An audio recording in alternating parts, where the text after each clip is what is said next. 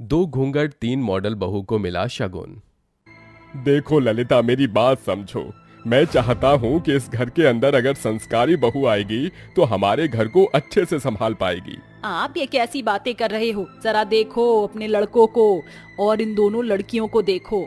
चाहे लड़कियां इस घर की बहू बनने के लायक हैं, अरे इन्हें तो कपड़े पहनने का सेंस तक नहीं है। अब क्यों गांव की लड़कियों को इस घर की बहू बनाना चाहते हो?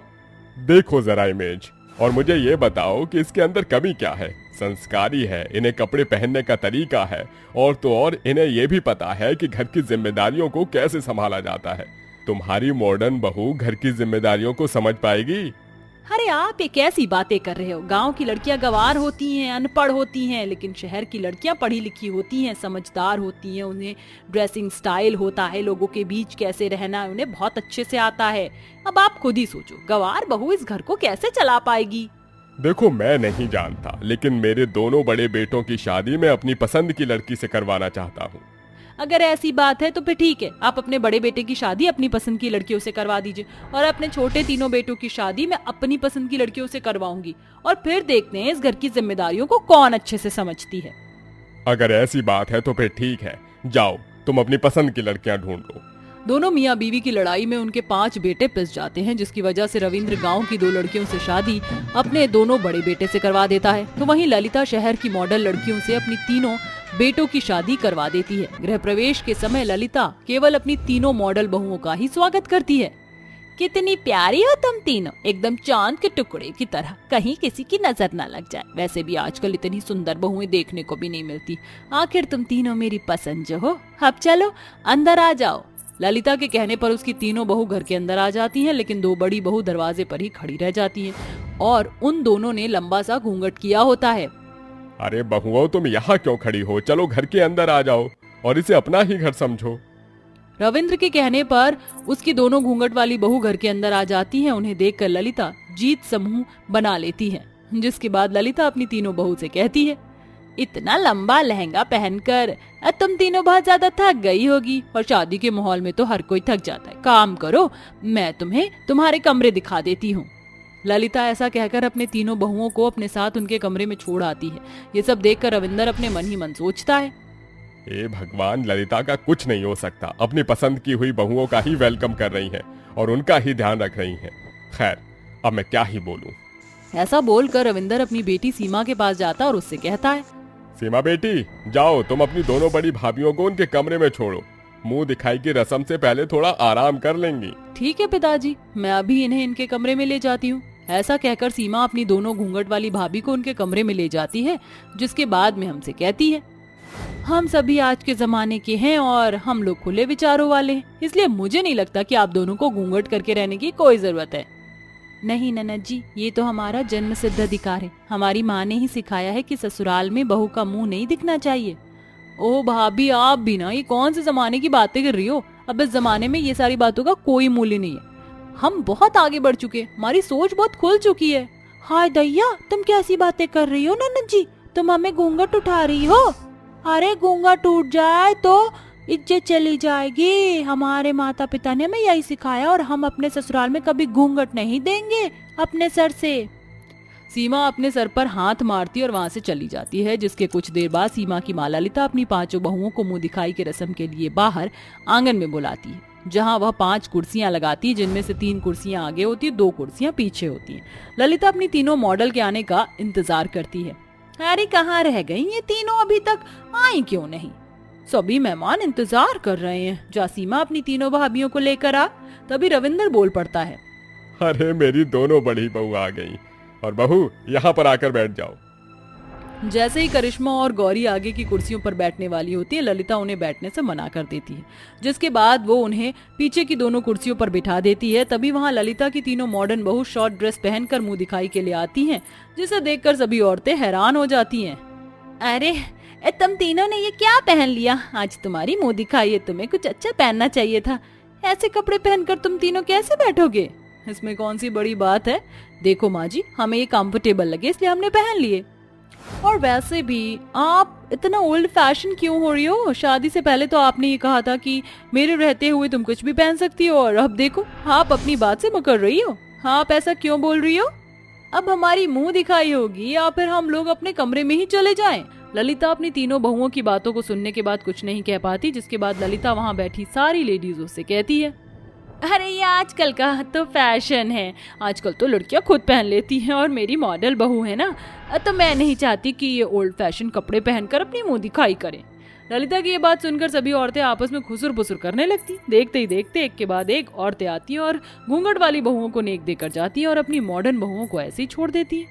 आखिरी में ललिता अपनी 5 बहुओं की मुंह दिखाई का शगुन देने लगती है। वो अपनी तीनों छोटी बहू को खूब सारे जेवर, गहने और अच्छे अच्छे कपड़े देती है, जिसके बाद वो अपनी बड़ी बहू को एक पुरानी साड़ी और 10 रुपए रख कर दे देती है। ये देख रविंदर को बिल्कुल अच्छा नहीं लगता। हे भगवान, इसका कुछ नहीं हो सकता।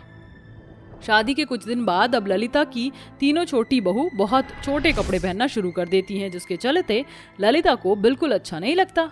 देखो बहू, मॉडलिंग करना अच्छी बात है, लेकिन इतने छोटे कपड़े पहनना, हमारे मोहल्ले वाले तुम तीनों के बारे में बातें बनाते हैं जो कि मुझे पसंद नहीं, इसलिए तुम जाओ अपने कपड़े चेंज कर लो। हमें बोलने वाली आप होती कौन हो? हम जो पहनेंगे अपनी मर्जी से पहनेंगे। करिश्मा छोटे कपड़े पहनकर अपने बाकी दोनों बहनों के साथ घर से बाहर निकल जाती है। सब ललिता को बहुत बुरा लगता है, जिसके बाद उसे अपनी गलती का पछतावा होता है और वो अपनी गलती सुधारने के लिए अपनी तीनों बहुओं के कमरों के अंदर जाती है और उनके छोटे कपड़े निकालकर बाहर ले आती है, जिसके बाद वो उनको माचिस से आग लगा देती है। ना तो छोटे कपड़े होंगे, ना ही मेरी बहू पहनेंगी। ललिता के इस बर्ताव से उन तीनों को बहुत गुस्सा आता है, लेकिन रविंदर उन तीनों को बहुत प्यार से समझाता है। तुम तीनों इस घर की बहू हो, अपनी बड़ी जेठानियों से कुछ सीखो, क्योंकि जिंदगी भर तुम्हें इस घर में ही रहना है। तुम्हारे मायके जाने के बाद कोई तुम्हारी वैल्यू नहीं करेगा। अपने ससुर की बात उन तीनों के दिमाग में अच्छे से समझ आ जाती है, जिसके बाद वो तीनों अपनी घूंघट वाली जेठानियों से संस्कार सीखती हैं और उनकी तरह रहना शुरू कर देती हैं। और अब वह पांचों एक साथ खुशी खुशी एक ही ससुराल में रहने लगती हैं। सुजाता जल्दी उठकर कैलेंडर को देखती है। आज 10 जून है। प्रेम 5 साल बाद यहाँ लौट रहे हैं। जल्दी से मैं तैयार हो जाती हूँ, सज धज कर उनसे मिलूंगी तो मेरे से खुश हो जाएंगे।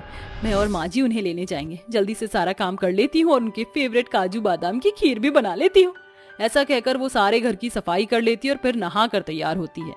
सजना है मुझे सजना के लिए, सजना है मुझे जरा उलझी लटे सवार लूं। अरे सुजाता बहू, तू तैयार हो गई क्या? 10 बज गए, चले, प्रेम की ट्रेन आती होगी। ये सुनकर जैसे ही काली सुजाता पलटती तो उसे देखकर राजेश्वरी हैरान हो जाती है। अरे वाह मेरी बहू, तू कितनी सुंदर लग रही है। सारा काम कर लिया तूने? जी माँ जी, सारा काम कर लिया। उनके लिए कुछ खाने का सामान रख लेती हूँ, आती हूँ अभी रसोई में से, फिर हम चलेंगे। ठीक है, अपने बाबूजी को चाय देना मत भूल जाना। ये सुनकर सुजाता रसोई में जाकर अपने बाबूजी को चाय देने जाती कि प्रताप आ जाता है। अरे बहू, तू चाय नहीं लाई और कब निकलेगी? जल्दी जाओ, प्रेम तुझसे मिलने के लिए बेचैन होगा। जी बाबूजी, बस आपके लिए चाय ही ला रही थी और माँ जी और मैं तैयार भी हो गए हैं। अरे जरा उसके लिए गुजिया वुजिया रख लो, रास्ते में आता हुआ खा लेगा, उसे बहुत पसंद है ना। जी बाबूजी, ये लीजिए आपकी चाय। प्रताप चाय लेकर चला जाता और सुजाता टिफिन में अपने पति के लिए गुजिया रखती है। आज मैं बहुत खुश हूँ, इतने सालों बाद मैं उनसे मिलूंगी। आज उनसे मिलना है हमें, आज उनसे मिलना है। चलो उनके लिए कुछ लेके चले और उनको दुआएं देते चले। थोड़ी गुजिया वुजिया लेकर चले, थोड़ी बर्फी वर्फी लेकर चले। अपनी काली बहू को खुश देखकर दोनों सास ससुर बहुत खुश हैं। देख रही हो राजेश्वरी, हमारी बहू कितनी खुश है। हमारे बेटे की गैर हाजिरी में भी उसने इतने अच्छे से इस घर को संभाला और तुमने इतना प्यार किया। कोई और सास होती तो कालेपन की वजह से अपनी बहू को घर से बेदखल कर देती। मुझे फक्र है कि तुमने बहू का स्वभाव, उसका दिल देखा, ना कि उसकी सूरत। अजी, घर संभालने के लिए गोरे रंग की नहीं कला की जरूरत पड़ती है। सर्वगुण संपन्न होना चाहिए, जो मेरी सुजाता बहू में है। आजा सुजाता बहू, चल। तभी सुजाता घर से निकलकर अपनी सास के साथ एक ऑटो रिक्शा में बैठकर रेलवे स्टेशन पहुंच जाती है, जहां अनाउंसमेंट होती है। कृपया ध्यान दीजिए, ट्रेन संख्या 552110 राजधानी एक्सप्रेस शकुर बस्ती से चलकर मायापुर स्टेशन प्लेटफॉर्म नंबर 2 पर आ चुकी है। माँ जी, उनकी ट्रेन आ गई। लगता है कोई स्पेशल ट्रेन में बैठ कर आए हैं। देख रही है ना, ट्रेन फूलों से कितनी सजी हुई है। हाँ बहू, ट्रेन तो बहुत सुंदर लग रही है। अब इंतजार नहीं हो रहा, आखिर 5 साल बाद मैं अपने बेटे को देखूंगी। माँ जी, उस वाली बग्गी की तरफ चलते हैं, शायद वो वहां से उतरेंगे। तभी दोनों सास बहू हाथ में टिफिन लेकर उसके ट्रेन से उतरने का इंतजार करते हैं। फिर प्रेम ट्रेन से उतरता है, अपना सामान रखता है और अपना हाथ अपनी गोरी दूसरी बीवी की ओर करता है। फिर साथ में सुजाता की गोरी सौतन शॉर्ट ड्रेस में उतरती है। ये देखकर सास बहू के पैरों तले जमीन खिसक जाती है, उनकी खुशी गम में बदल जाती है। तभी प्रेम अपनी माँ के पैर छूकर कहता है, अरे माँ, आप तो बड़ी गोलू मोलू हो गई हो मेरे पीछे। हाँ, पता है आपको कितना याद किया। इससे मिलिए, ये है रूपाली, आपकी बहू। नमस्ते माँ जी। बस बहुत हो गया, मैं इस अतरंगी लड़की को अपनी बहू के रूप में नहीं स्वीकार कर सकती। प्रेम, मुझे तुझसे ये उम्मीद नहीं थी कि तू इतने सालों बाद लौटेगा तो हमें आंखों में आंसू देने के लिए लौटेगा। जरा बहू के बारे में ही ख्याल कर लेता। देख बेचारी कैसी रो रही है। क्यों प्रेम जी, आखिर क्यों? मैंने आपका 5 साल इंतजार किया और आपने मुझे ये दगा दिया। अगर मुझसे कुछ शिकायत थी तो आप एक बार कह देते, लेकिन अचानक से किसी और लड़की से शादी करके आने की क्या जरूरत थी? पता भी है एक एक दिन मैंने आपके बिना कैसे गुजारा है। बस बंद करो अपना ये सब नाटक। इन मगरमच्छ के आंसुओं से मैं नहीं पिघलूंगा। और तुम्हें क्या पता था? पहले से ही तुम्हें पता है कि मैं तुमसे प्यार नहीं करता। तुम्हारी शादी मेरे साथ जबरदस्ती की गई थी। ये मैंने अपने माता पिता की खातिर किया था, लेकिन उसको निभा नहीं सकता, इसलिए मैंने मौका देखकर बाहर काम किया ताकि मैं वहां रहूं। लेकिन अपने माँ बाप को तुम्हारे भरोसे कब तक रखता, इसलिए यहाँ पर वापस आ गया अपनी रूपाली के साथ। बेशरम नालायक, हमने तुझे ये संस्कार दिए थे कि एक शादी करने के बाद तू दूसरी शादी करे, वो भी अपनी मर्जी से। ऐसी लड़की के साथ जिसे साड़ी पहनना भी नहीं आता। बहू, यहाँ रुकने का कोई मतलब नहीं है, चल। राजेश्वरी फौरन अपनी बहू का हाथ पकड़कर उसे ले जाती है। कुछ देर बाद दोनों घर पहुंचते हैं। गुस्से में देखकर प्रताप उनसे सवाल करता है। इतने में प्रेम लड़की को लेकर घर आ जाता है। फिर राजेश्वरी सारी बात प्रताप को बताती है। कमबख्त नालायक, हमने तुझे काम करने के लिए भेजा था, शादी रचाने के लिए नहीं। तुझे एक बार भी अपने माता पिता, अपनी पत्नी का ख्याल नहीं आया क्या? पिताजी, क्या ख्याल आएगा मुझे ऐसी काली पत्नी का? मैं तो इसे सोचूं भी ना, देखूं भी ना। और मैं इस घर का वारिस हूँ, इसलिए यहाँ से कहीं नहीं जाऊंगा। चलो रूपाली अंदर। 1 मिनट प्रेम, माँ जी, बाबू जी, एक मौका देने में क्या हर्ज है? ये सुनकर घर के सभी लोग अपने कमरे में चले जाते हैं। बेचारी सुजाता जितनी खुश थी, अब उतने ही कमरे में आंसू भी बहा रही थी, जहाँ उसकी सास ने उसके आंसू पोंछे। अगले दिन गौरी बहू शॉर्ट ड्रेस में रसोई में कॉफी और बिस्कुट लाकर कहती है, माँ जी, पापा जी, ब्रेकफास्ट कर लीजिए। तूने हमको कुत्ता समझा है जो हम सुबह सुबह बिस्कुट खाएं? एक अच्छी संस्कारी बहू ना तो तेरी तरह कपड़े पहनती है और ना ही नाश्ते में ये सब देती है। वो अपने हाथ से कुछ बना कर देती है और तू कभी भी मेरी बहू नहीं बन सकती। कितना भी आप ओल्ड एज लोगों को काम करके दे दो, पूर्ति नहीं होती, बस सुनाना ही होता है हमेशा। देखो तो, इस लड़की की तो जुबान भी चलती है।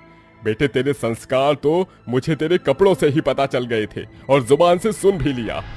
तभी रूपाली मुंह फुलाकर अपने कमरे में आराम करती है। वक्त गुजरता है, रूपाली घर का ज्यादा काम नहीं करती और उसके बनाए हुए खाने को सुजाता के साथ सास ससुर भी खाते नहीं थे। और कुछ बात होती थी तो रूपाली उल्टा जवाब दिया करती थी। पर सुजाता अब भी घर में सबका ख्याल रखती थी। एक दिन रूपाली की तबीयत खराब होती है, वो उल्टी कर रही है। सास उसकी हालत देखते ही कहती है, अरे वाह बहू, मुझे लगता है तू खुशखबरी देने वाली है, तू माँ बनने वाली है। क्या? नहीं, ऐसा नहीं हो सकता। रूपाली भागकर अपने कमरे में जाती है। वो परेशान हो जाती है और जल्दी से बैग लेकर हॉस्पिटल चली जाती है। इतने में राजेश्वरी वह खुशखबरी प्रेम को बता देती है। प्रेम कुछ ही देर में घर वापस लौटता है। इतने में रूपाली भी घर वापस लौटती है। थैंक गॉड मुझे अभी पता चल गया, वरना मेजर प्रॉब्लम हो जाती। तुम क्या बोल रही हो? मैं बहुत खुश हूँ, तुम प्रेग्नेंट हो। फाइनली तुम मुझे मेरी खुशी दोगी। ये तुम क्या बोल रहे हो? चिंता मत करो, मैंने अबॉर्शन करवा लिया है। ये सुनते ही प्रेम उसे एक तेज का थप्पड़ मारता है। घर के सभी लोग खुशी से मायूस हो जाते हैं। तुम्हारी इतनी हिम्मत, तुमने मुझे थप्पड़ मारा? काम ही ऐसा किया है तुमने, शर्म नहीं आती तुम्हें? तुमने मुझसे मेरी सबसे जरूरी खुशी मुझसे छीन ली। एक बार बताना भी नहीं जरूरी समझा। वैसे भी तुम घर पर कोई काम नहीं करती, मेरे माता पिता से जुबान लड़ाती हो। मैंने सब सहा, लेकिन मैं ये नहीं सहूंगा। तो क्या तुम्हारे लिए मैं अपना फिगर खराब कर लूं? अरे मेरा करियर है, मेरे सपने हैं, मेरी लाइफस्टाइल यही है। मुझे बच्चे पालने का कोई शौक नहीं है, समझे तुम? छी, अरे मुझे तुम जैसी लड़की तो मुझे अपनी जिंदगी में नहीं चाहिए। तुमसे अच्छी तो सुजाता है, जैसी भी है सही है। उसने मेरे घर वालों के साथ ऐसा कभी नहीं किया, उनका अच्छे से ख्याल रखा। माफ कर दो सुजाता, मुझे माफ कर दो। मैं तुम्हारी सीरत न पहचान सका और मम्मी पापा आप भी। कोई बात नहीं बेटा, कम से कम तेरी आंखों से पट्टी तो उतरी इस गोरी चमक की। हाँ तो रहो अपनी काली बीवी के साथ, मैं यहाँ से हमेशा के लिए जा रही हूँ। ये कहकर रूपाली अपना बैग लेकर हमेशा के लिए वहाँ से चली जाती है। फिर प्रेम सुजाता से माफी मांगकर उसे गले लगा लेता है, जिसके बाद वो सब खुशी खुशी रहने लगते हैं। फिर घूमने हिल स्टेशन जाते हैं।